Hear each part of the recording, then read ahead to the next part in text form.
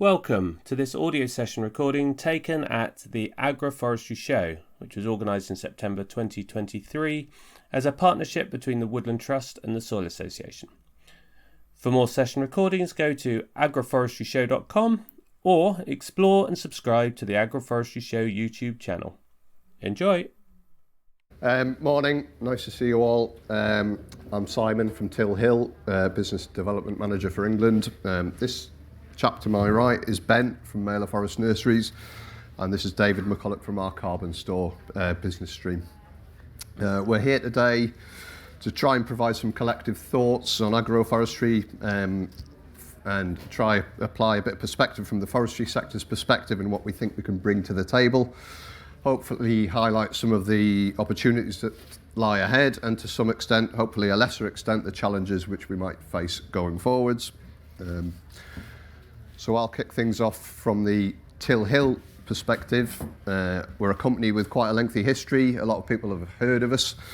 Been around now for 75 years, originally established as a forest nursery business. And we do offer nationwide service provision, but I would like to make the point, and I made the same point at Groundswell a couple of months back. We are the largest forestry company in the UK, and you might think for that reason we're very corporate and commercial, but I'd like to make the point again that from certainly in my experience over the last 10 years, we're all very human, very friendly, and we don't just do big and commercial, and it's not all about profit and the bottom line.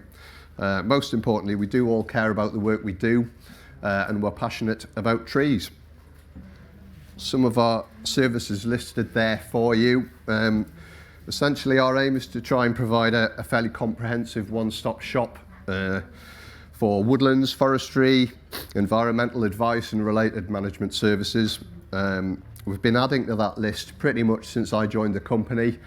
And we're not the only forestry company now positioning ourselves in the marketplace as a provider of nature-based solutions.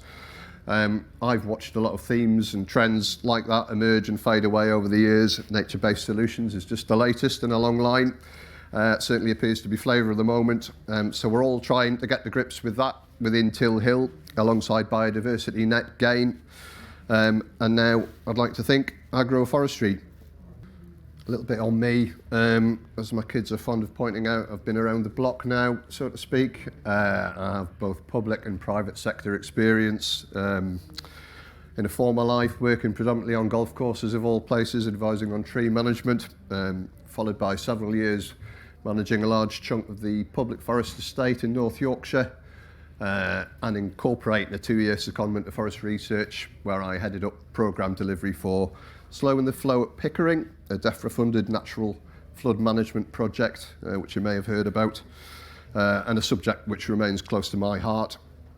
And then latterly, over 10 years or so, fulfilling a variety of roles, predominantly in business development with Tilhill. And going back to new markets and trends within the environmental sectors, that's a very large part of what me and my team do, is scanning the horizon to see what's emerging, what shifts there are in subsidy, and seeing what we can bring to the table on all of those sort of scenarios and agendas. I'm keen on agroforestry. As a chartered forester, I'm generally interested in playing my part and seeing what we can put in the ground, what we can make work from a silvicultural perspective, and critically, an economic perspective. But it's not for everyone. If I'm entirely honest, there are a lot of skeptics about in the forestry sector. Foresters that are old enough to remember agroforestry first time round. Foresters that just don't see the benefits associated with agro, don't like complicated, want woodland to remain on one side of the fence and agricultural on the other. And let's face it, that's probably the easiest way of doing it, if we're honest. And I think that's fine. Not everyone in the forestry sector needs to join the party. In much the same way, many farmers won't have the slightest interest in agro systems.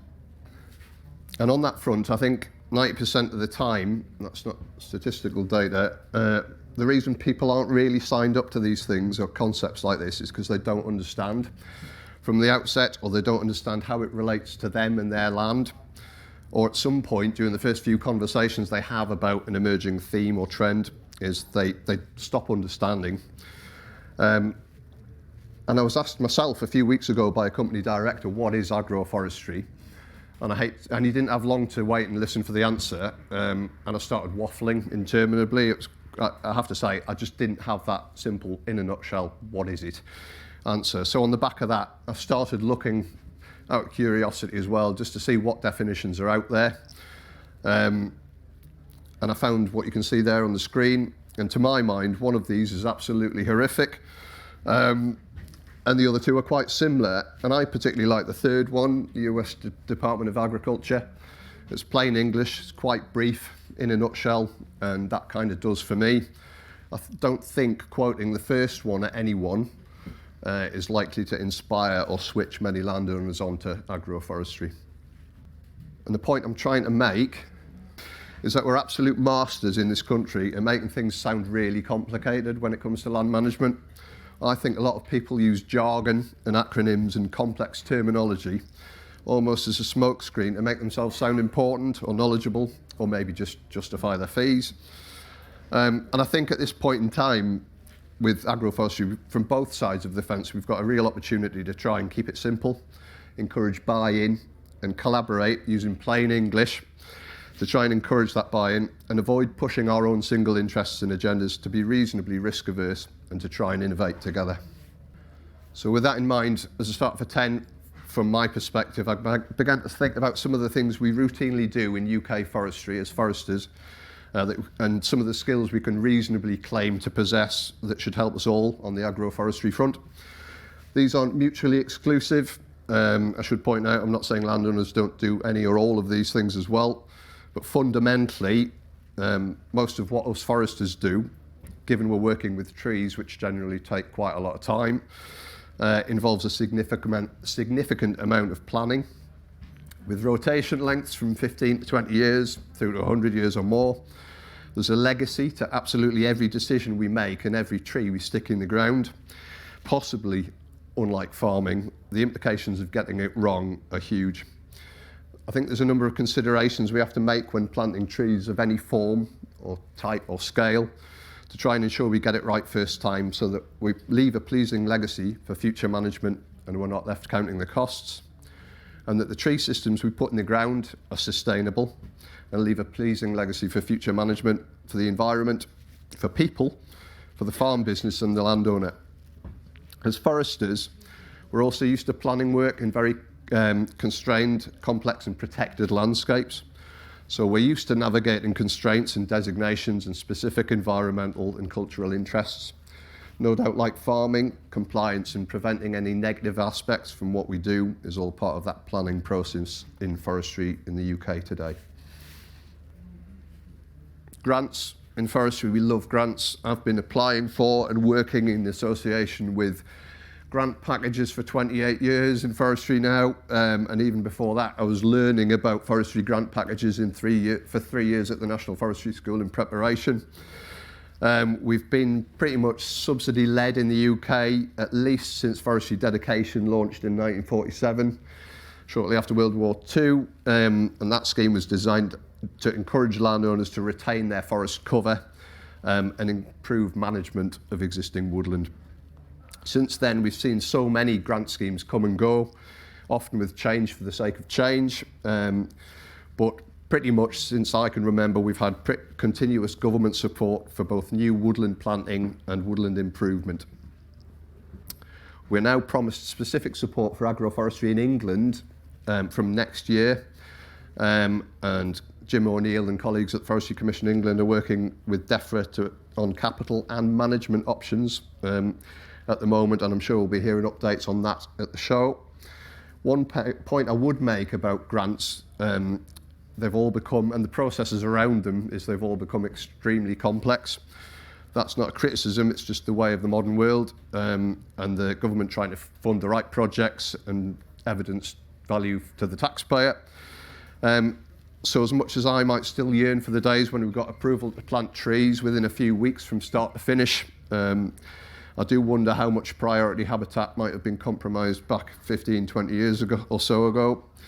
And at Tilhill, at least, we're now working hard to functionalise how we manage these grant processes And we've got specialist teams within our teams to try and get better at it and speed the whole process up. So Tilhill and other forestry consultants, large and small, are here to help navigate that grants landscape. And on a similar kind of theme, it's important to remember that trees will grow, they'll impact the environment around them, and at some point they will become licensable entities. So essentially, without trying to scare anyone, depending on much on the location and scale of your plans, you can't just decide to plant what you want, where you want, and equally in due course fell or clear trees whenever you want. There's a few bits of legislation and regulation and perhaps a few grey areas yet to be determined, which will come into play as agroforestry rolls out on the ground. There's probably some clarification to come around the permanence of agroforestry systems and how felling licence and environmental impact assessment regulations for forestry might be applied. Again, we're well regulated in forestry for a reason, and the Forestry Commission and relevant industry bodies are here to help us steer a course through that regulatory burden. And essentially, most forestry agents should be able to advise on thresholds and scenarios when these regulations come into play, depending on what your plans are and your activity proposed. I've got Ben alongside me today, so I won't dwell on the forest nurseries perspective, but if there's one thing us foresters should be able to do, it's bring trees to the party. I think it's really important that us foresters remember to listen in the first instance. And remember, the goal isn't about shoehorning as many trees on site as possible. And I think to do that, we need to fundamentally understand the agricultural objectives underpinning any project. And if we can do that, then we can collaborate and contribute more meaningfully on the options available with site and soils and environmental factors, suitability, and inherent resilience of tree species and tree systems. I'd like to get one out here right now. Early on, foresters are not all experts on soft fruit trees. I think a lot of my sector colleagues would go quite wobbly quite quickly when we get into the fine detail on pruning and management practices for soft fruit and some of the species and systems we're looking at. But I don't think we need to be afraid of that at all. I don't think we're here to collaborate. We're not here to pretend to know everything. I've sourced over the years all sorts of specific requests for clients, including varietal fruit trees, walnuts, redwoods, black poplars, obligation-free cricket-back willow sets, which are quite a rarity. And I would suggest as foresters we've got a good head start and good networks, extended networks and commercial tree nurseries and specialist tree suppliers, and understanding plant supply and production and specifications of trees. We can bring all that with us. And trees aren't without risks. I think part of what we need to consider at this point in time is the resilience of the agroforestry systems we're going to put in the ground. The days of planting monocultures in forestry and woodland creation projects are long gone, partly due to mitigating risk associated with tree pests and disease. And we really need to consider collectively how we try and ensure we do the same for agroforestry schemes and ensure we're not looking at a wipeout or a start again scenario if the worst should happen. We know trees, so we should know how to establish them effectively, either as single trees, groups, clusters, hedgerows, shelter belts, or when they start to look more like woodlands. I suspect establishing trees in alternative settings and new settings to us, such as low density planting, wood pasture, clusters, and regimented layouts like cropping alleys and things like that, will present a whole range of new challenges by site. So we'll need to consider cultivation. Farmers and foresters should both be able to assess soils. Are they compacted? Have pans developed over time? Is drainage impeded? Can we subsoil rip, or can we even drain? Are NP and K available? Do we need to create raised planting positions? Or if we're on sandy, shallow soil profiles, do we need to be planting at the lowest point? I might be thinking about Paulownia, but do we need to irrigate? And the planting process itself, can we mechanise? Do we need to? Should we use cells or bare root or mature stock? Protection, what are we protecting from? Can we fence, or are we using shelters, or can we control the problem? Can we incorporate deer management areas within any design? or if we're not careful, could the design effectively prevent deer control?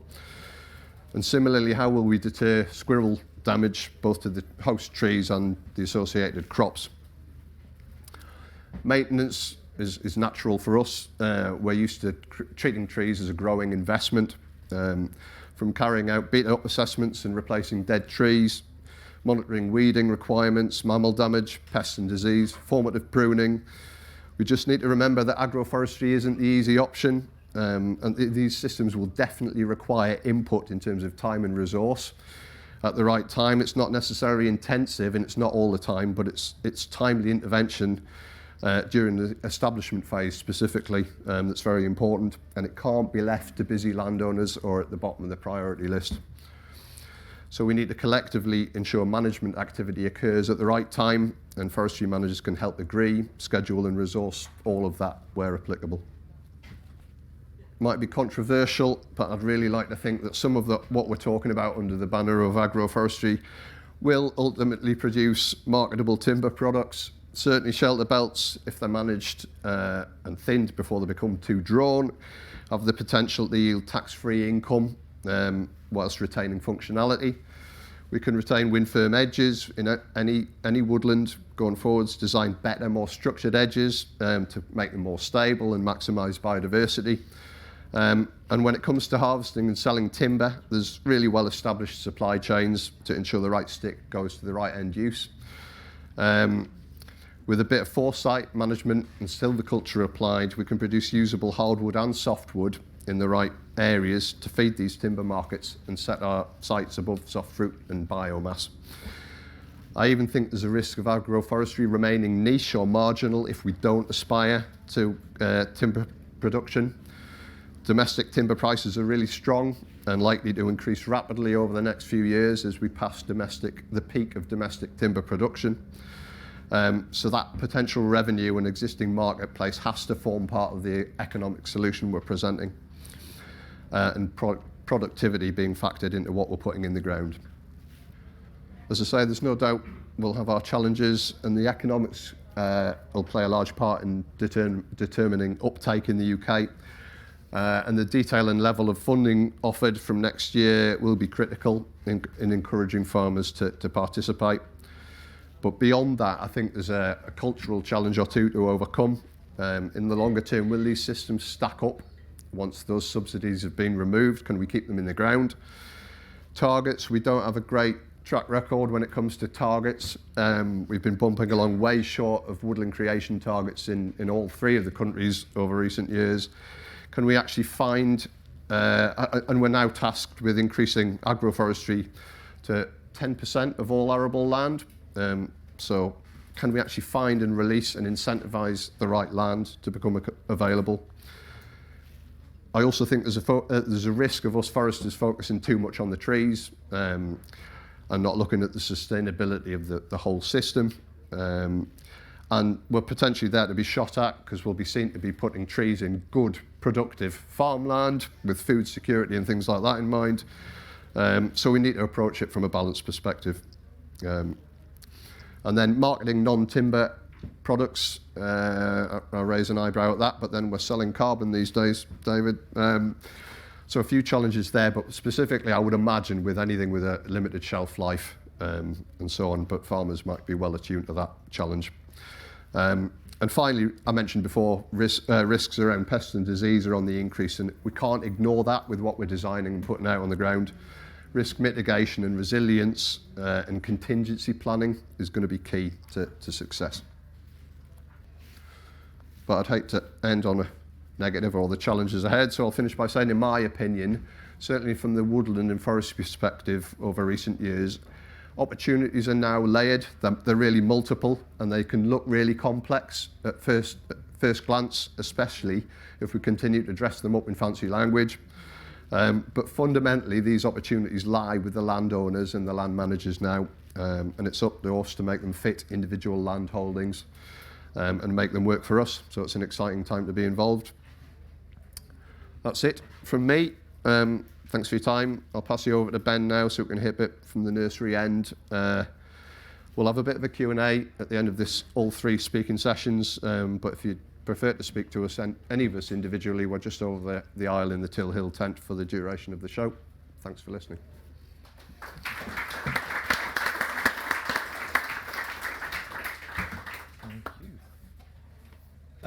Good morning, everyone. I'm Ben Goh. I'm the commercial manager at Mailer Forest Nurseries. I'm here today to give you a bit of an insight into forest nurseries, where trees come from. I must admit, when I speak to people, it's not something that, until you ask the question, people go, oh yeah, where do trees come from? So they don't grow on trees, is the clue. So just a little bit about myself and about Mailer. So I'm the commercial manager there. I look after sort of the sales, but also planning around what we're going to grow. And that means sort of working with the nursery team very closely around constraints around labour and land availability, species availability, seed, and then crucially, horizon scanning and saying, well, what are people going to plant? And I'll talk a little bit about the planning element, which follows on from what Simon was talking about. In terms of Mailer Forest Nurseries, we're the largest tree nursery in the country. We grow around 35 million trees a year. Now, we've predominantly supplied the forestry sector, so a lot of what we've done is around forestry species. It's around that specific supply chain. Agroforestry it is a different opportunity, and it's something which I think everyone's still, as Simon says, finding their feet around. The two sectors or various sectors are coming together. So all I can do is talk about what we know and what we do, and hopefully we can have a conversation coming on from that. And I'll give you a bit of insight into the species we grow and how we grow them, which hopefully will be useful as people are journeying into sort of agroforestry and starting their tree journey. It's useful to have that understanding of the supply chain and what's going on in the background and some of the things that you need to be cognizant about when you're thinking about, okay, well, I want to do some trees. What trees, when, how? Okay. So we've got two nurseries. Our main one is on the English-Welsh border between Wrexham and Whitchurch. And then we've got a nursery up in Scotland near to Inverness. So between them about 270 hectares, like I said, about 35 million trees. It's worth saying for the forestry sector, we're predominantly focused on what you might refer to as whips, so small kind of 20 to 60 centimetre trees, rather than larger standards or things in pots. It tends to be bare root and cell-grown material. The production's split probably about 60-40, 65-35 between the Welsh site and the Scottish site. The Scottish site we only took on about 4 years ago, so the operations there are pretty straightforward. We started from a blank canvas. It was a mixed arable livestock farm before then, so it hadn't grown trees on.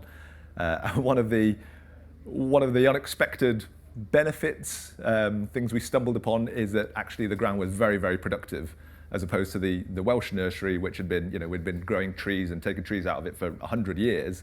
We put trees in and they just grew like mad. So the first season, we had to hold them back in the first season. And we had a lot of people saying, these trees they're great, they're really healthy, but they're massive. My planters are complaining about having to carry these, fully grown, not quite that big, but fully grown trees around with them and try and get them in the ground. So just one of the illustrations of the pitfalls and things that you can come across. Down at the Welsh nursery, so as I said, it's been there about 100 years. It's developed a lot over time, so it's a lot more of a sort of a tapestry in terms of what's down there. Up in Scotland, it's 70 hectares split into 5 big fields. Down in Wales, it's 200 hectares split into about 50 patchwork fields, which have been sort of grown over time. And then there's a lot of our administrative functions down there. We've got a lab down there where we do advanced propagation, so somatic embryogenesis, which I won't talk about today, but if people want to know a bit more about it, happy to talk about that. We've got seed orchards. So one of the key constraints in tree production is having enough seed. It sounds obvious when you say it, but a lot of people don't necessarily appreciate that. If you want to grow, let's say, 150 million trees of a range of species, some of those species, procuring the seed for them can be quite tricky, and there isn't an established supply chain for that. People haven't planted many of those trees in the past, so people don't have experience in collecting it. There aren't the stands available to go and collect that seed from. So that can be a constraint when we're talking about increasing our rate of planting of certain species. The other reason we have seed orchards is because we're involved in a lot of tree breeding. And that's something that I wanted to sort of pick up on what Simon said about that legacy of what you're planting. And it brought to mind a fact which somebody told me, which is a lot of the timber which is being harvested now was planted 50, 60 years ago at a time when probably one of the main markets was pit props, for coal mines. Of course, nobody foresaw that, well, probably some people foresaw that the market would change radically. But the point that I wanted to make is when you plant for quality, think about long term rather than what is the trend at the moment. And that's what tree breeding is about. It's about breeding for quality to give the landowner and the harvester the most options when it comes to harvesting at whatever point in that rotation. That's a really important point. So in the UK, we have the Future Trees Trust, who look after broadleaf breeding and improvement. And you can speak to Georgina, who's floating around about that.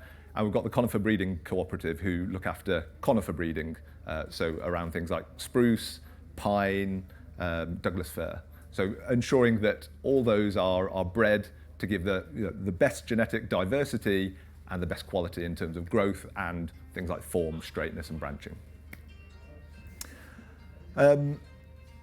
We do a lot of trials. We're always trialing different species, trialing different methods of growing trees, trialing different chemicals or different sort of chemical alternatives. There's always something changing, be it a chemical being taken off list, be it a new species coming in, or be it the changing climate and we're having to change the way that we grow trees. That is a big consideration for us. So one of the things that we've done recently is we've started to move a lot of our seed germination indoors, under cover, just to give us a much more consistent growing environment. Whereas historically we would have planted or germinated seeds out in the field. We're seeing loss of certain chemicals, we're seeing labour constraints, and we're seeing very challenging conditions during the spring and summer, whereas you'd ideally hope for a traditional spring, a wet, moderately warm spring, and then a warm, traditionally wetter than you'd like, but not as wet summer. All those things are being flipped upside down, so you can potentially lose millions and millions of trees per hectare when they're at their seed stage, when they're at their seedling stage. And so that is a risk which, particularly when there is a demand for trees, it's not something which we can afford to have. So we've started to do a lot of that germination indoor, and we've actually built a facility, or commissioned a facility last year, where we can germinate 25 million seedlings under cover and then take them out once they're past their vulnerable seedling stage and grow them out in the field. And that's the mini plug facility which is on there. So what we grow, I was a bit worried because we were told by the organisers to keep the slides quite simple.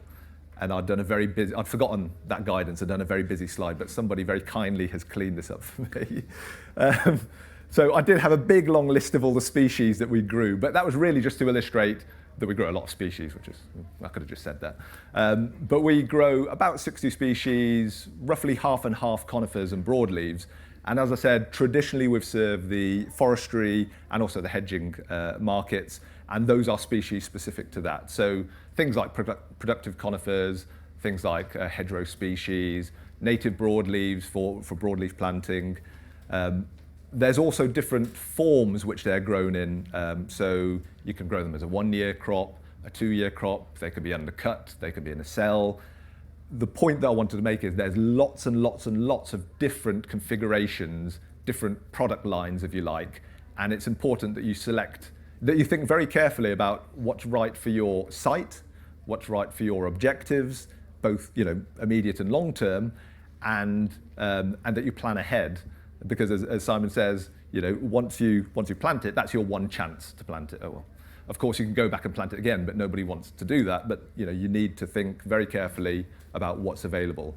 The other point to make is, as we talk about agroforestry in a new sector and new markets and new species, talk to us about what you're trying to do, what those species are, because it may be that there are things which are transferable, it may be there are things which aren't deliverable within a sort of a reasonable timescale or deliverable, economically. So it's really important to think about, okay, not just I want to plant this species, it's how do I want to plant it, where, what kind of size, what kind of form do I want to plant it in.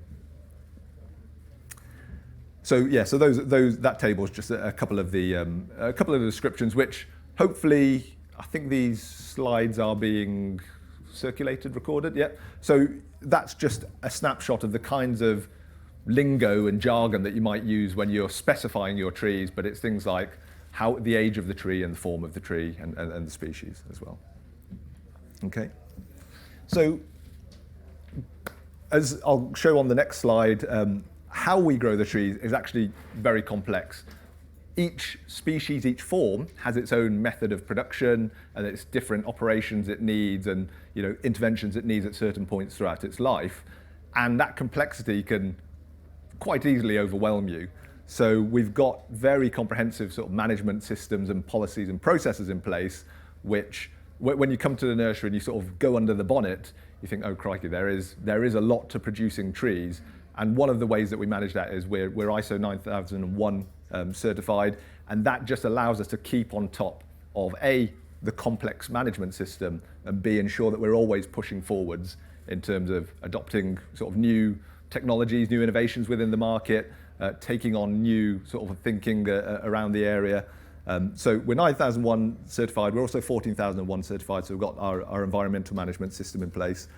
And then we're plant healthy certified. So plant health, biosecurity, as Simon mentioned, it's a little bit of a buzzword, but it is very important. And just to sort of put that into real terms, things like ash dieback, things like oak processionary moth, things like Dutch elm disease, they're all the result of poor biosecurity practice, of not being aware of what you might be bringing in when you buy your tree. You could be importing the next invasive pest or disease, which could wipe out a species. So always bear that in mind. Talk to your nursery when you're procuring trees. Say, well, talk me through, where have your trees come from? Have you imported them did they fall off the back of a wagon that came from Spain or something like that? Or have they been grown on that nursery? Can you show me your management systems, your certification, which proves that I'm not going to be part of what could potentially be a quite catastrophic issue? We're trying to put more trees in the ground, but you might end up doing something completely counterproductive if you're not cognizant of that.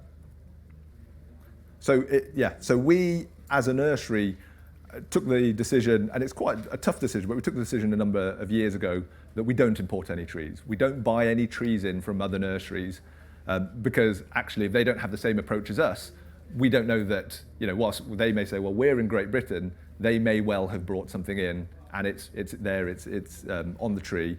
So it means when we're supplying trees, if we don't grow it, we can't supply it. So we live and die by what we do on the nursery. Okay, so just a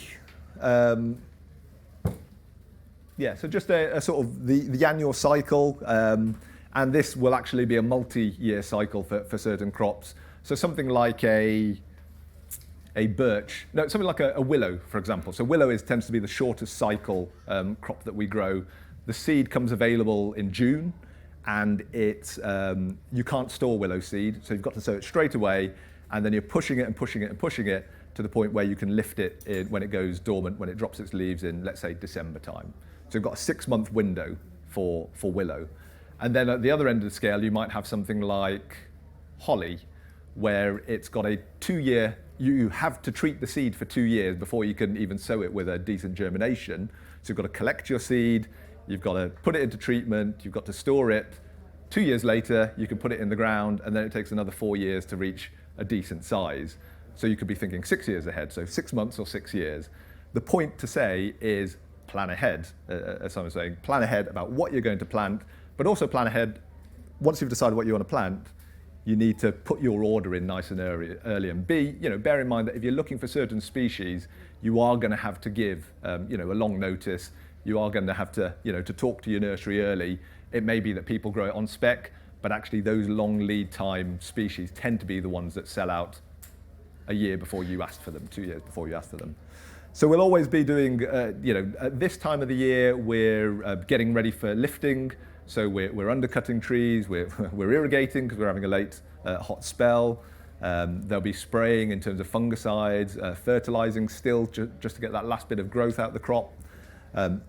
Then, sorry, I need to point it. If we look over that side, so when the weather starts getting really bad, we'll go out in the fields and start trying to get the trees out the ground. That could be a challenge with wetter winters. If the winter's dry but cold, that's perfect. The crops go dormant, we can lift them out of the ground. If it's warm but wet, which is what we're tending to move towards, then the trees go dormant later, which shortens your planting window, and your tractors have to get pulled out of the field by other tractors who have to get pulled out of the field by other tractors. So these are some of the challenges which you have with climate change. Once the trees are dormant and we've lifted them, assuming that's been successful, then we'll bag them up, put them into cold store, and that will allow us to dispatch them over several months rather than having to sort of heel them in and then get them out quite quickly. And then that'll go on till April, May, June, July, August. Traditionally, it would have been till about May, but actually with the volume of tree planting which is going on, that's getting later and later, although in theory the planting season is getting shorter and shorter with the change in the climate. Once that's done, we'll start to think about, or before that's done, we'll start to think about seed sowing, prepping beds, getting that seed back in the ground. So we'll start sowing around about March, April time, and then it'll all start again. We'll grow the crop, we'll push it on. We'll be doing things like controlled pollinations for specific tree traits. We'll be breeding for different varieties, and we'll be growing and planting, harvesting, lifting, dispatching. Okay. Oh, that star is actually quite a good reminder, actually. So there's always, it sounds like a bit of a cop-out, but trees are a living product, and with that brings variability. So we're not making widgets on a factory line. So the reason I mentioned that is, even as the season's going on, we've planned and we've planned and we've planned to the nth degree. We've exercised all the due diligence and prudency that you'd expect from an experienced grower. There's bound to be something which goes wrong. The summer's too dry, the summer's too wet. There's some new pest has come in. There's a loss of a chemical. So there's always a variation, and we don't know what that impact is until we do the stock takes when the tree has stopped growing, which, as I mentioned, is getting later and later and later. So it's not until round about October that you'll know, okay, right, that is what we have in that field. So there's always a bit of variation in that, which sits alongside the variation in the general sort of tree planting and forestry landscape of grant approval, labour availability, weather conditions for planting. So I suppose I'm teaching people to suck eggs here, but the point to make is there does need to be that flexible approach. Forestry isn't immune from the vagaries of weather and labour availability that you see in agriculture, and those are the kinds of things that you need to bear in mind as you're sort of ordering your trees and planting. So I think that's my last slide. So just in summary, we grow a wide range of species, lots of different ways of doing it,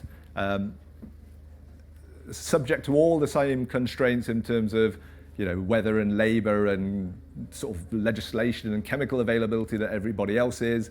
But the key message is think ahead, think long term, think about your ordering, and you only get to plant that tree once, so make sure it's the right tree. Thank you very much. Pass over to David now. Thank you, sir. Thank you, Ben. Good morning, and I hope you can all hear me clearly. And so, good morning, and thank you very much for listening in to us today. Now, Ben and Simon have talked about what forestry can bring to the agroforestry sector, and I'm going to spend the next 20 minutes talking about a new and increasingly influential theme in woodlands and forestry, and that of carbon. And as we know, woodland carbon is having a big impact on the level of woodland creation across the UK. And so it's likely to be quite a powerful theme in the evolution of agroforestry. and that's probably going to be strengthened by the keenly awaited launch of the Agroforestry Carbon Code. So the links between the Woodland Carbon Code and the Agroforestry Carbon Code are actually quite strong. Firstly, you've got the Soil Association, which is one of the leading auditors of the Woodland Carbon Code, and they're actually leading the development of the Agroforestry Carbon Code as well. Secondly, Scottish Forestry, which is operating and managing the Woodland Carbon Code, and that is also supporting the development of the Agroforestry Code. And then finally, the science that's underpinning the Woodland Carbon Code. I think I'm right in speaking, Andy, that the science underpinning the Agroforestry Code has been drawn from the Woodland Carbon Code. So hopefully, as I go through the sort of processes and procedures associated with the Woodland Carbon Code, we might get an insight into how broadly the Agroforestry Carbon Code is going to work and operate. So how does the Woodland Carbon Code work? It's best explained through a worked example. And back in 2019, Tilhill was approached by a Welsh sheep farmer called Jack, who was facing declining income from his land and was looking to plant up some of that land with trees in the hope of A, diversifying, and B, increasing some of the income from his farm. So he approached Tilhill, and we designed the scheme, we planted the trees, and we helped him access grant funding. Now, at the same time, CarbonStore helped him secure the carbon credits through the Woodland Carbon Code, and by early 2020, we were planting the trees and the woodland was more or less completed. Now, at the same time, I took a call from a chap called Howard Luft, who's the managing director of a company called Selco Builders Warehouse, which is one of the leading sort of builders merchants in the UK. And Howard's sustainability team had been doing some work and calculated that the residual and the unavoidable emissions from his transport fleet that was delivering their building materials across the UK was emitting 4,000 tonnes of carbon a year. And he wanted to use woodlands as a way of offsetting those carbon emissions. And so we introduced him to Jack. And I mean, sort of the nature of Jack's woodland fitted Howard's plans very neatly, because Selco, as a builder's warehouse, was selling a lot of timber through their builders' depots. And so Howard wanted to sort of encourage the planting of trees that not only captured his carbon emissions, but in so doing also provided the raw materials for his revenues 40 years down the line. So we introduced Howard to Jack. We agreed a fair price. We helped them sign the legal contracts. And in early 2021, we completed the transaction. As you can see, it's a win-win for both sides. Jack was able to generate a meaningful slice of income from selling his carbon credits. And at the same time, the grant funding obviously covered his capital costs. And then he was going to get a big dollop of timber income further down the line. And meantime, Howard was able to offset his carbon emissions through a woodland creation scheme that actually meant something really quite relevant to the business activities of his particular company. However, so the key element in this transaction was that Howard needed to trust the implicit claims of the carbon credits, namely that each carbon credit truly represented a ton of carbon that had been captured and removed from the atmosphere. And in order to establish that implicit trust, the UK government set up the Woodland Carbon Code back in 2011. And it's got very strong credentials. As I say, it was set up by the government. It's endorsed by ICROA, the International Carbon Reduction and Offset Alliance. It's operated and run by Scottish Forestry, and it was initially introduced by DEFRA. And the key point of the Woodland Carbon Code, as I say, is to establish this trust and credibility. And it's worth dwelling on this point a little bit more at the moment, because with so many carbon codes emerging, and we've got the hedgerow carbon code, the saltmarsh carbon code, the peatland code, and of course the agroforestry carbon code, they do serve a very important purpose, because by upholding the integrity of the carbon credits that they issue and approve, they also uphold the value as well. So it's just worth keeping that in mind, because you'll see there's a lot of quite bureaucratic paperwork once I start digging into the weeds of the woodland carbon code. So who is CarbonStore and what do we do? We are the woodland carbon division of Tilhill. We were set up back in 2019, and our basic goal is to help Tilhill's landowning and farming clients capitalise on the market and the emerging market back then for woodland carbon. And around that, we offer three key services. We help farmers, the forestry managers, and landowners to design a woodland that A, is eligible for carbon funding, but B, also maximises the potential grant income that you could be getting, or also the timber income that you could be earning from the woodland further down the line. Secondly, we undertake the fairly complicated and bureaucratic paperwork. We call this the project development work, that's all necessary to get your carbon credits issued to your project. And then finally, we also help farmers and landowners like Jack to sell his carbon credits to companies like Selco, who are looking to achieve net zero. And I should also say that we're actually working with the peatland carbon code. We're working with the hedgerow carbon code quite closely. We helped them draft their submission to DEFRA back in the spring. And we're very keen to work with the agroforestry code as well. So, so please keep an eye out for that. So what are the three steps for registering with the woodland carbon code? In essence, there are three stages. Registration is the first, and this registers your intent to plant a woodland with the woodland carbon code in a specific place. It also opens your project's account with the UK Land Carbon Registry, into which your PIUs and your WCUs, which I'll talk about in a moment, are eventually deposited.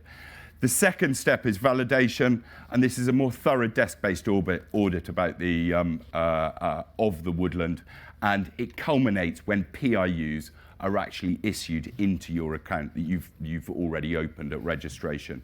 And then the final step is verification, and this is the first on-site visit to the woodland, at each verification. The first one takes place at year 5, and thereafter they take place every 10 years. And you see a growing portion of the PIUs converted into WCUs. So what are these PIUs and WCUs? Well, a PIU is a precursor. It stands for Pending Issuance Unit, and it's a precursor to a woodland carbon unit. Now, a PIU, if you sell a PIU, you are basically making a promise to the buyer that you will capture a ton of carbon as the trees grow and mature.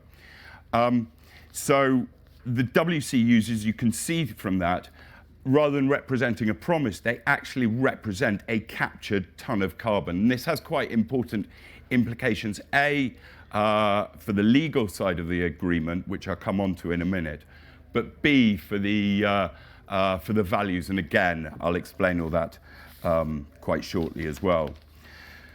So hopefully this chart helps explain the relationship between PIUs and WCUs quite cleanly. So you start off in year 0 with 0 WCUs related, because the woodland obviously hasn't captured any carbon at this stage.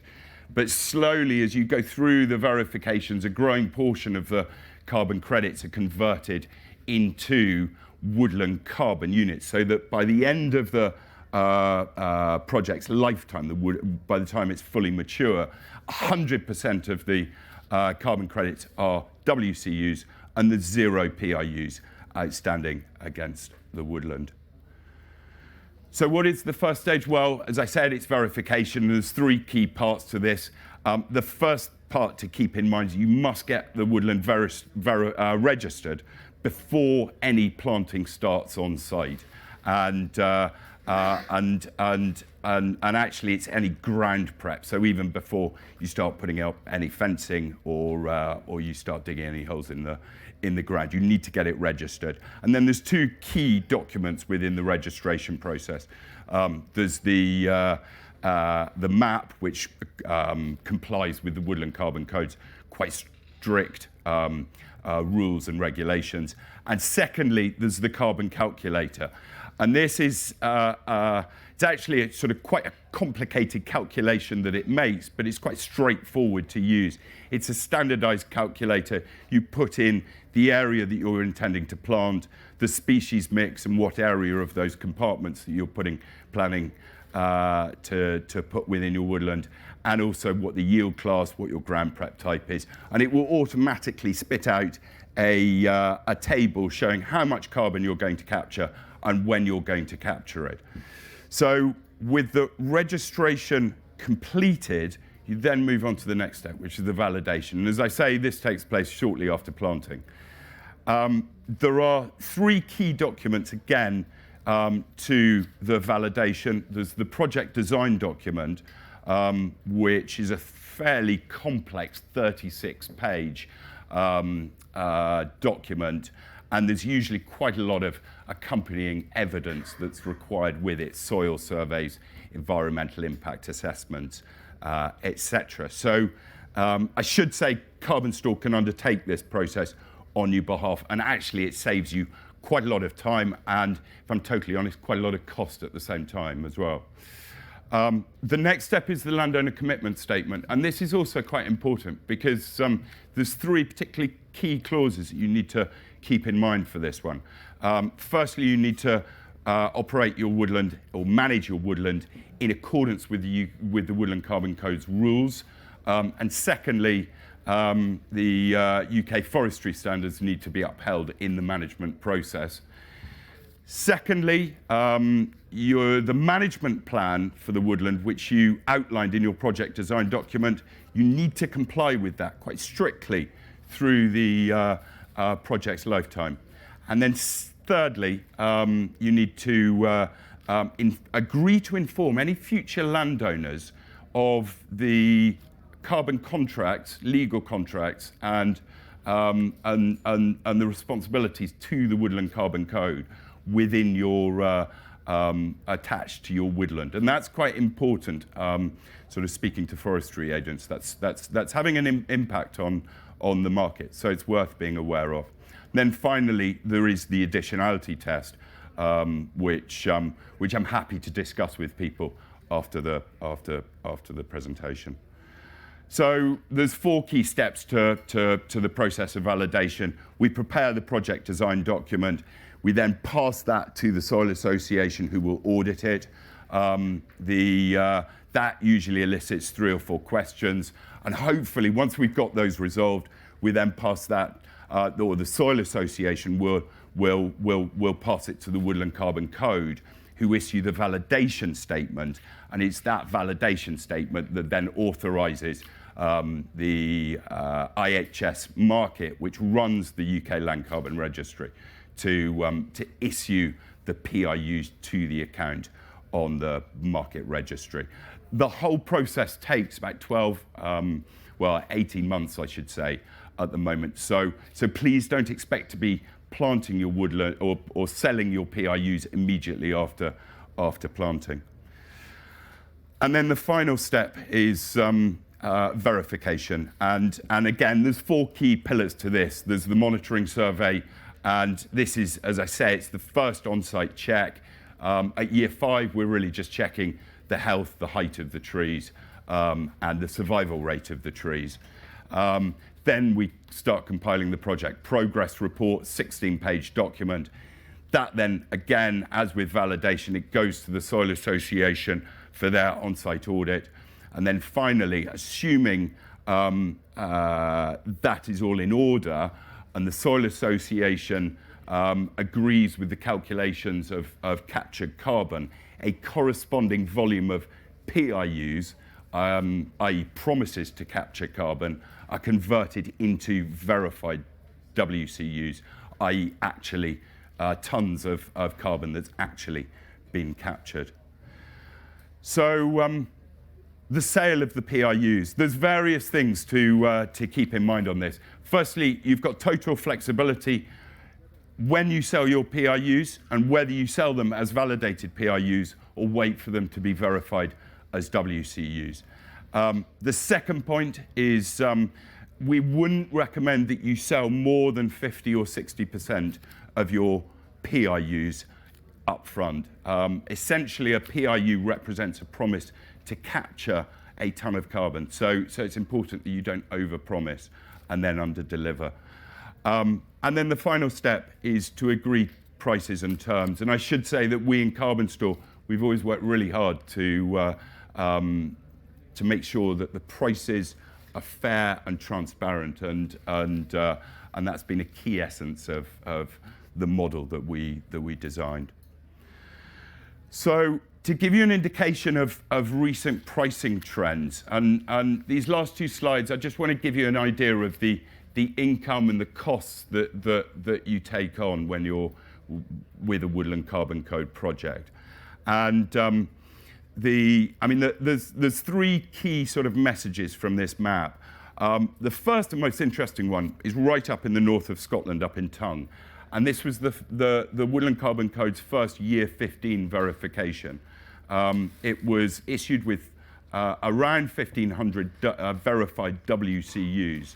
And each one, I was in close touch with the landowner as he was selling, and each one was sold ended up going for £65 each.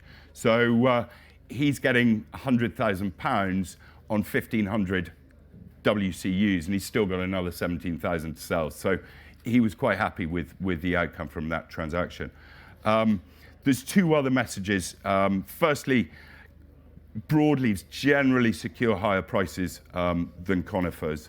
And finally, sort of projects that are located close to centres of population, i.e. corporate headquarters and villages or towns, generally secure higher prices than more remote woodlands. So on this final slide, I just dig into the costs and the potential income that we're getting from a Woodland Carbon Code project. And this is a very standardised woodland. It's a 40-hectare broadleaf woodland. It is issued with approximately 15,000 PIUs, and it's got a duration of 75 years. And as you can see, I mean, sort of those validation and verification costs, once you've accounted for the audit costs, you've got the monitoring surveys, you're adding up to about £40,000 worth of total costs over the 75 years. And then in terms of the sales, I've looked at two different scenarios. I've looked at one where you sell 100% of your PIUs up front, and then you will be rebated, assuming your trees grow as they should, you'll be rebated with a number of WCUs upon each verification. And then the second scenario is where you wait for your PIUs to be, your WCUs to be verified and sell them only upon verification. So given those two scenarios and assuming prices of £25 per PIU, £35 quite conservatively per WCU, we're looking at a range of incomes between £400,000 up to £600,000 for 40 hectares of woodland. And with that, thank you very much for listening, and please do ask any questions.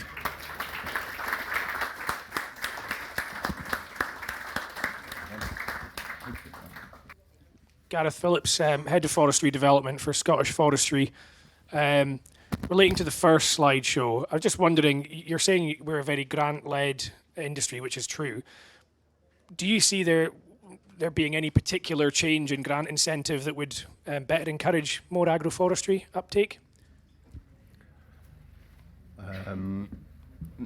Not necessarily. I think the future for subsidy is probably more of a blended approach. We're led to believe under the SFI and all the bolt-ons to that it's like layers of an onion on the same field parcel. You might have capital items relating to continuation of pasture, arable systems, etc., and layering those with tree-related capital options as well, which I think is a step in the right direction. A constant question I've had over the last 5-10 years or so is people come up to me at trade shows like this and say, I'd be a fool to plant this 20 hectares today because the grants are going to keep going up. And I don't think that's going to be the case. I think the grant offer we're looking at today in England at least is a very good offer. I can't really comment on the capital rates in Scotland, but it's a very good offer, best I've seen in my career, and it kind of hits the target. I suspect there could be more support for more commercial productive woodlands, certainly in the north of England. How we go about that, there's a range of mechanisms, but yeah, I don't think the grants are just going to keep accelerating, and I don't think there should be an expectation amongst the landowning fraternity that will be the case, because we've got to balance the books at some point with what we've been through over the last few years and mounting public debt. You know, it's yeah. Sorry, I'm hogging the mic a bit, but it was Ben, is it? Yep. Yeah. So my experience in Scotland with I've been quite heavily involved in sort of trying to revitalise agroforestry from a grant perspective, and one of the things that we've sort of seen is we've offered an agroforestry option for years. We've had very low uptake because it was based on productive timber, and that just seems to give a lot of farmers the ick. So we've had a huge increase in interest since we've now allowed fruit and nut trees. I'm just wondering what sort of outreach you're doing as a sort of nursery. I'm wondering in terms of future supply of that, if we start seeing, particularly in Scotland, it seems to be that that's the way it might be driving with the lead-in times, as you say. Have you done a lot of outreach in terms of looking at future supply for fruit trees? It's a while to establish that supply chain, to get your collectors who are experienced and know where those stands are, to build the relationship with seed suppliers. We personally, maybe it's because of the time position we are, haven't been approached so much for fruit trees. Okay, there's a few, there's quite a lot of hedgerow inquiries, but in terms of numbers, I mean, a typical order for us might be 100,000 trees, whereas on sort of the agroforestry and the fruit tree specifically side, there aren't those kinds of numbers.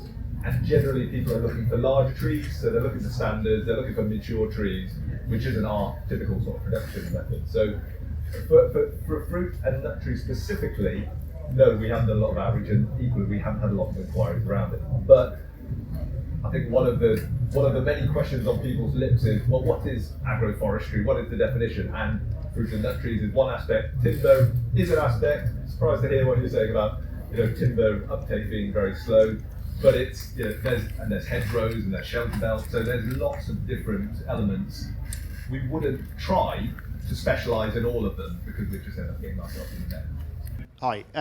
With the carbon credits, is there a stipulation for the end use of the trees or timber? If you've got 75 years of carbon credit or WCs or whatever, then what happens to them afterwards? In terms of the end use, you've got to comply, as I mentioned, sort of the figures that you plug into your carbon calculator. So if you are going to harvest your trees at 40 or 65 or whatever, you need to put that into the carbon calculator already. Again, you can only the shortest duration that you set on the carbon calculator is the earliest harvesting date. So you always need to, if you are harvesting, you always need to reflect that on the carbon calculator, basically. Yeah, what the Woodland Carbon Code assumes is that any timber that's removed from site, so that's harvested, it is literally, it doesn't account for that in the original calculation. So there is no, at the moment, there's no requirement, to put a certain proportion to a sawmill or into biomass or whatever it might be. Yeah, Simon Stevens. I'm an arboricultural consultant. Just interested on the Woodland Carbon Code. What's the smallest typical size that you're finding stacks up? I mean, as you saw on that last slide, there's costs of about 40. Well, I mean, it varies with the duration, but ranging between 30 and 40,000. And where prices are at the moment, you're probably not getting enough carbon credits from anything less than 4 to 5 hectares to justify or to cover those costs. So I would say 4 to 5 hectares, basically. Yes, I'm Sasha Roberts. I work for a new company, Nature Broking. And my brother has, talking of grants, he farms on the Isle of Coll, and he can get a grant for planting anything above 2 acres or 2 hectares. Sorry, not very good with numbers. But he can't get a grant for planting things like shelters in the field that I can see that they have out there. Even though he's actually planting trees, is there a way to get the sort of total number of trees that you plant counted instead of having them all to be together all the time? Sorry? In a big wood? Because agroforestry is about that, isn't it? It's about trying to put up shelters in fields and small amounts of woodland, and he can't get a grant for that. Yeah, we were just discussing the new codes coming along for the hedgerow carbon code, the agroforestry carbon code and the like, and I suppose potential yields, the carbon yields from those types of tree systems is going to be much lower than a woodland at scale, and we don't know whether the way forward might be more of an aggregated system that will pay. They are actually all producing carbon, aren't they? Why does it matter if they're in a big group or not in a big group? It doesn't, to my mind. No, I'm not disagreeing with that. Yeah. Essentially, it's just the yields associated from smaller scale planting and so on, and that tree framework across a whole land holding, as it were. Because of the yields that we're seeing associated with woodland planting at scale, it would be reasonable to assume that the yields from hedgerows and the like would be diminished, but overall will stack up to a reasonable sum. And I think that integration under a single umbrella code might work better going forwards. But it'll be interesting to see what updates we get on the agroforestry carbon code from soil and the likes over the next couple of months, if not at the show. It's pretty new, isn't it? As I'm hogging the microphone, can I ask about additionality as well? Because the other thing is that, what is the point unless it brings some additionality? No, you're absolutely right, and it's a hot potato in the industry at the moment, and the rules needed tightening 18 months ago, and there's an argument we probably went too far in tightening those rules, and so we're not actually providing farmers with the opportunity to generate enough income, irrespective of how much carbon funding you're getting, to put trees in the ground. And it's a big sort of leap to make, not only from the perspective of foregoing land, productive. Well, I'm not arguing that we plant productive, but even planting up the marginal areas of your farm, it's a big step to make to put trees in the ground. And that's a long-term land use change. And the second point is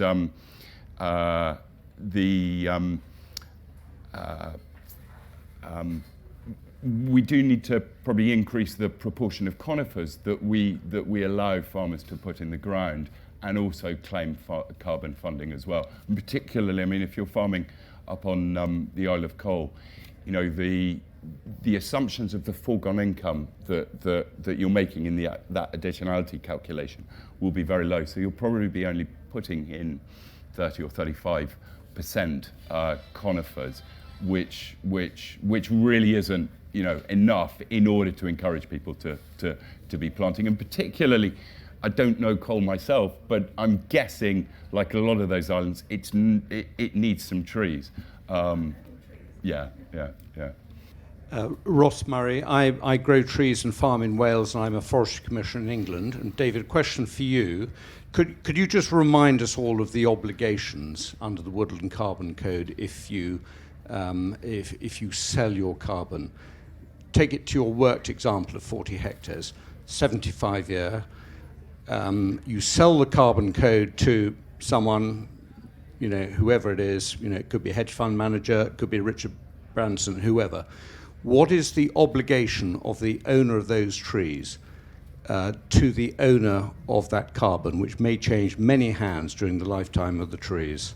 I think you need to be clear. And do you see that obligation coming into the agroforestry carbon code as well? I think this is one of the fundamental issues of the development of natural capital markets generally and projects in particular, because as we know, nature doesn't sort of evolve slowly over time, and particularly in the case of trees. And so, the issuance of a PIU serves a very important purpose because it allows a farmer or a landowner to access the income from that natural capital early days. However, they are sort of taking on responsibilities, obligations, and liabilities in accessing that income. So what are those liabilities? In the case of the Woodland Carbon Code, it's essentially you need to uphold your promise to capture that ton of carbon. And so that's sort of put into jeopardy if wind blow, fire, whatever it is, damages the trees on that woodland. The trees aren't going to capture the carbon, and you're not going to commute your validated PIU into a verified WCU. And so what are, essentially, I mean, within the legal contracts that we've set up, there's two reasons for this happening. It's either a force majeure event, in which case, in a nutshell, the obligation on the woodland owner is to replant the trees, and then the company that owns the carbon credits accepts there will be a delay in the delivery of a verified WCU. And I think that's a fair balance, because you're dealing with natural capital, and as Ben was alluding to in his speech, there are variabilities and there are uncontrollable risks that we just can't foresee. The other issue is what we call non-force majeure, i.e. sort of negligence. And I think it's important that we do develop a market that ultimately creates well-managed woodlands. And that requires a level of responsibility on the woodland owner. And so if failure to deliver of WCU results from negligence, then the penalties on that are slightly tougher. Now, again, how tough should those penalties be? Now, when we first sort of started in the market, I know there are some contracts where there's unlimited liability. Now, that's clearly not right, and no landowner is going to agree to that. So again, all of these things are sort of work in progress, and the insurance industry is working quite hard to develop products that meet that need as well. Agroforestry Woodland Code? I suspect it's going to be as the underlying. Actually, because I have a suspicion, and again, it'll all come out tomorrow, I suspect, or things will come clearer. But the Agroforestry Code is only going to allow the issuance of WCUs rather than PIUs, which would make the whole process a great deal more simple. Or will there be obligations still?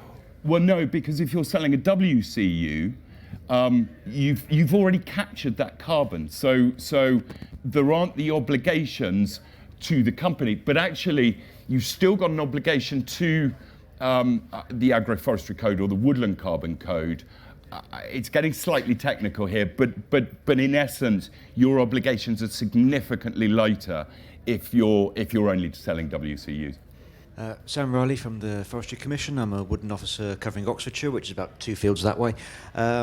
Question for Simon, if I may, about EIA regulations, because I imagine the felling licence regulations will apply no matter what. Obviously, the usual things, it's every tree, it's not looking at just trees in woodlands. But in terms of EIA, that's going to be a bit interesting, because we're not creating woodland, are we?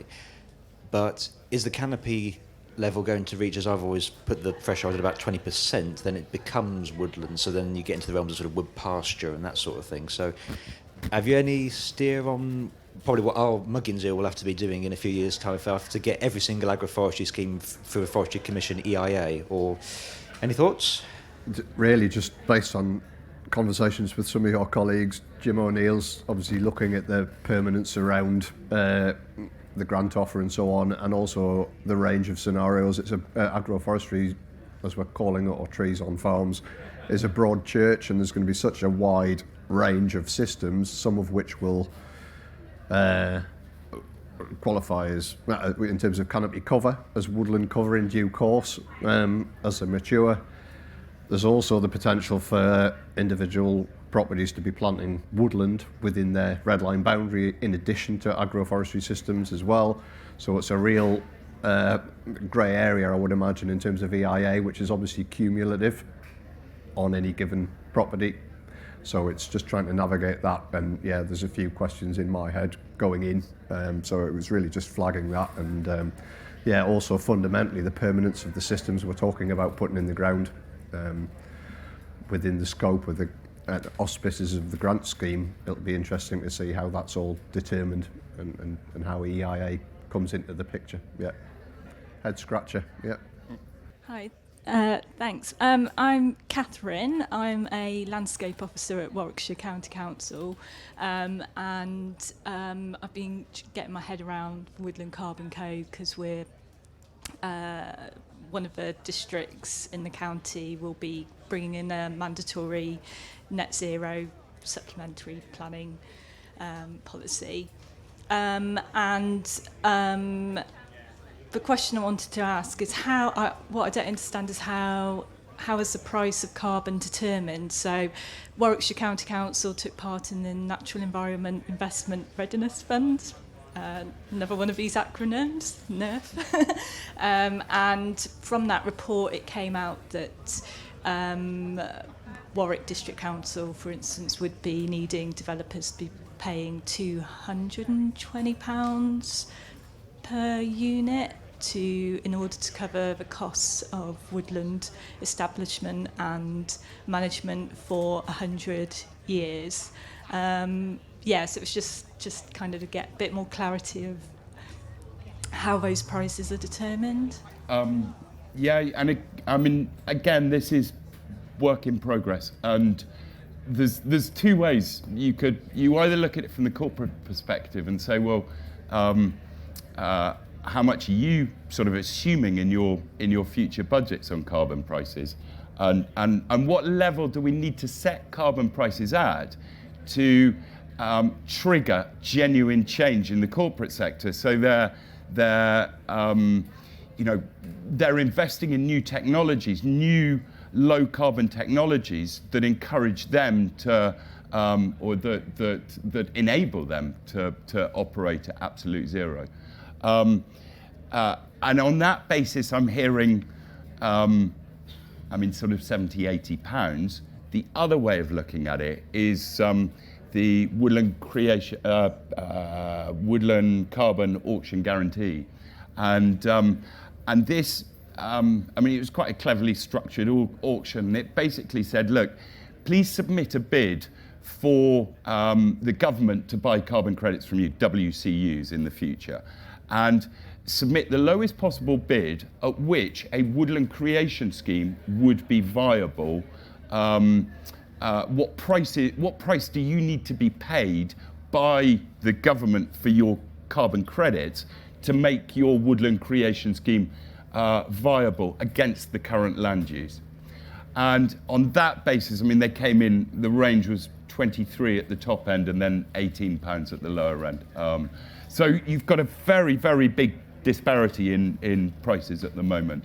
And again, market forces, sort of 2-3 years ago, prices were down at sort of £3-4 a PIU, and now they're around £25-30. So, again, demand is helping lift those prices at the same time. Jake Simpkins from Forestry Commission.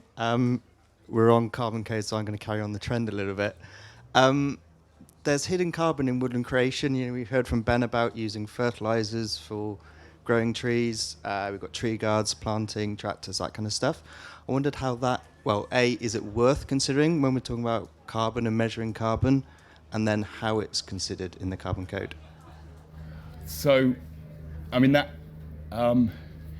it's an element of the carbon calculator, and one sort of block of the carbon calculator is looking at your ground prep type, how much fertilizer you're using, how much, whether you're ploughing, whether you're hand scraping, etc. And if I'm totally honest, the sort of emissions from establishment are actually a minimal portion of the total carbon that's being captured by the woodland. So is it a factor that it is a factor that's considered, but it's not a massive influence on your ground prep type, because the overall impact on your sort of net sequestration is relatively small, to be honest.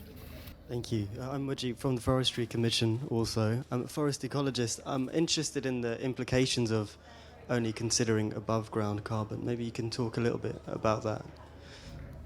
Sorry, so the implications of considering above ground carbon sequestration, or do you include below ground carbon sequestration, and also what are the implications there in terms of species selection and overall ecological value there?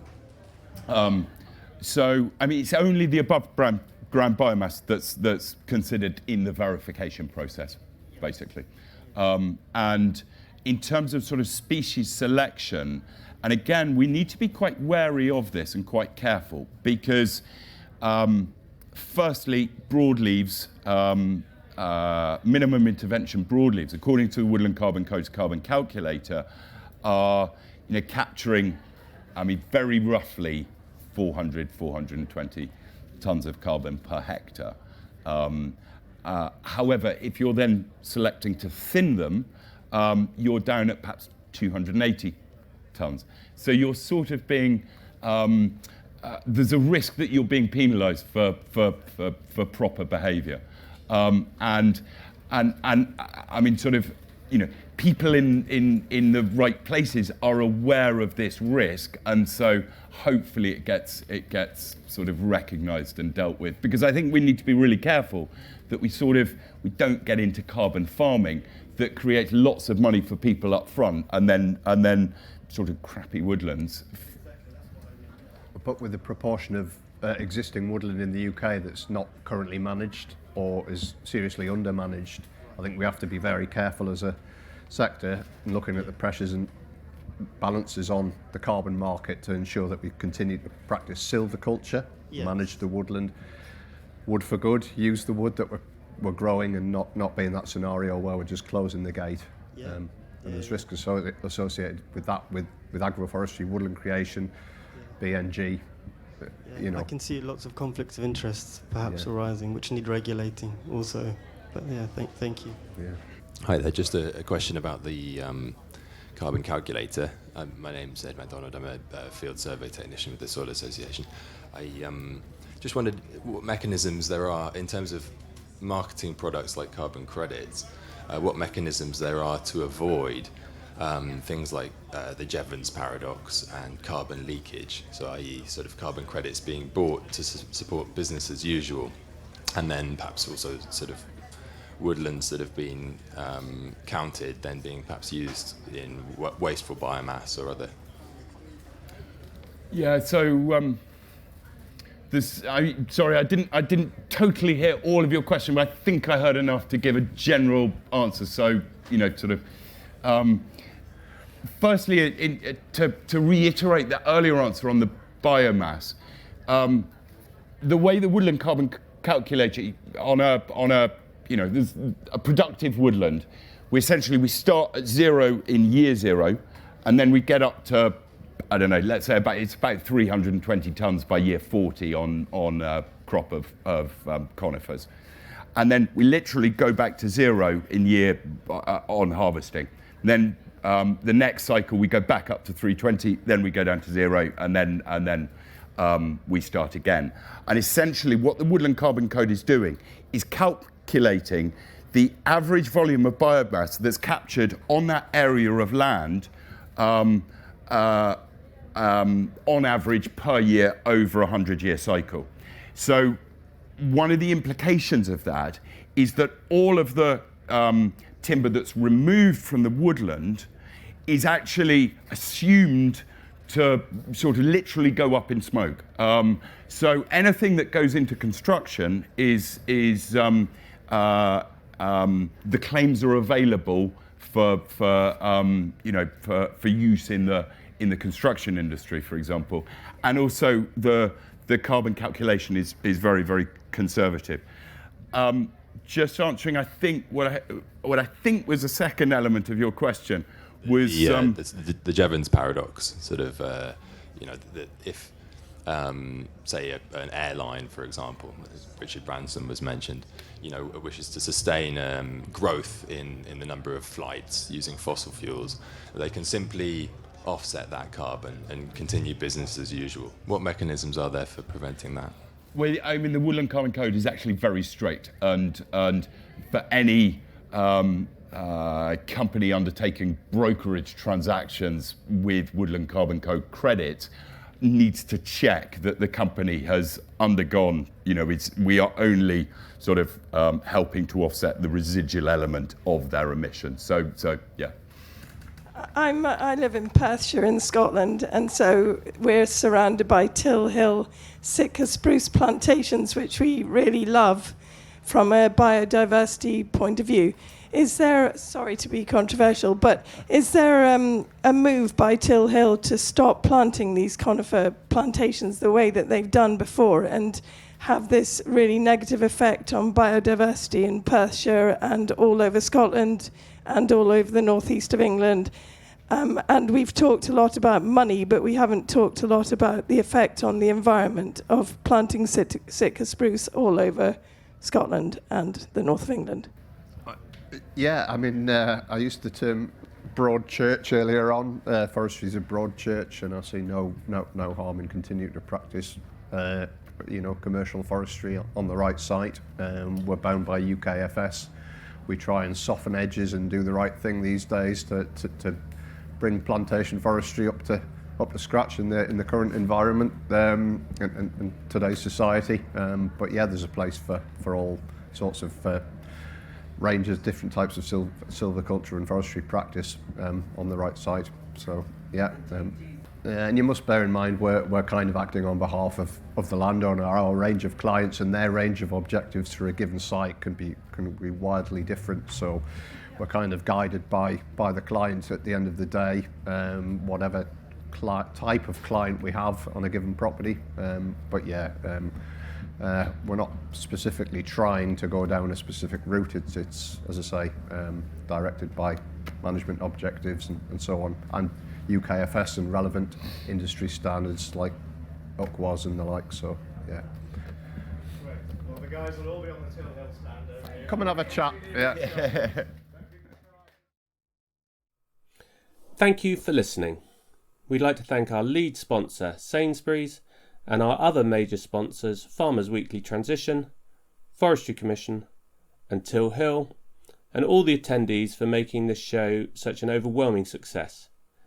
To get advice and support for your agroforestry project, either visit woodlandtrust.org.uk/plant or soilassociation.org/agroforestry.